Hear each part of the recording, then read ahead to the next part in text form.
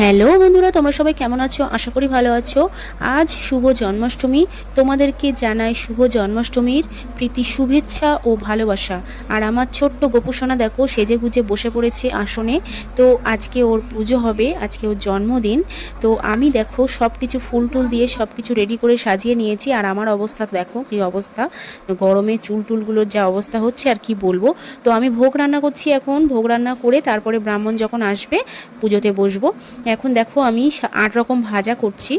এখনও সব কিছু কমপ্লিট হয়নি, সব সবজি টুকটুক করে ভাজছি অল্প অল্প করে, কিছু কিছু ভাজা হয়েছে এখনও বাকি রয়েছে। এদিকে গোপালের আমি সকালে খাবার দিয়ে দিয়েছি, আবার রান্না হয়ে গেলে ভোগ আবার দেবো।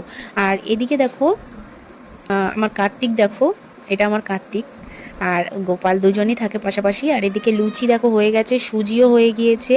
আর গোপালের দেখো 8 রকম খাবার ওখানে রেডি করে থালায় সাজিয়ে দিয়েছি। আর ভাজা তো এখনও কমপ্লিট হয়নি। এদিকে হচ্ছে ভেন্ডি ভাজা হচ্ছে, এখন অনেক ভাজা বাকি রয়েছে, এগুলো ভাজতে হবে। আর এদিকে দেখো আমার ছোটো কাকিমা তাল ছেনে দিচ্ছে, তালটা ছানা হয়ে গেলে তালের বড়া করব।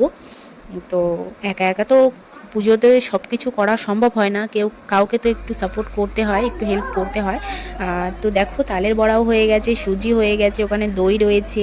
এদিকে দেখো লুচি, ওদিকে 8 রকম ভাজা, তারপরে 8 রকম শাক ভাজা, ওদিকে ছোলা ভেজানো রয়েছে। আর এদিকে ফল এখনও কাটা হয়নি।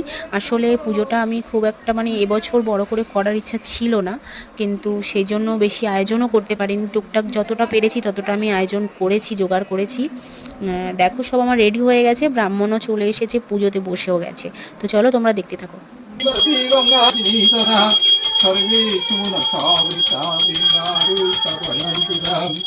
ওম বিষ্ণু তদ বিষ্ণু পরমাং পদং, ওম বিষ্ণু তদ বিষ্ণু পরমাং পদং সদা পশ্যন্তি সুরায়।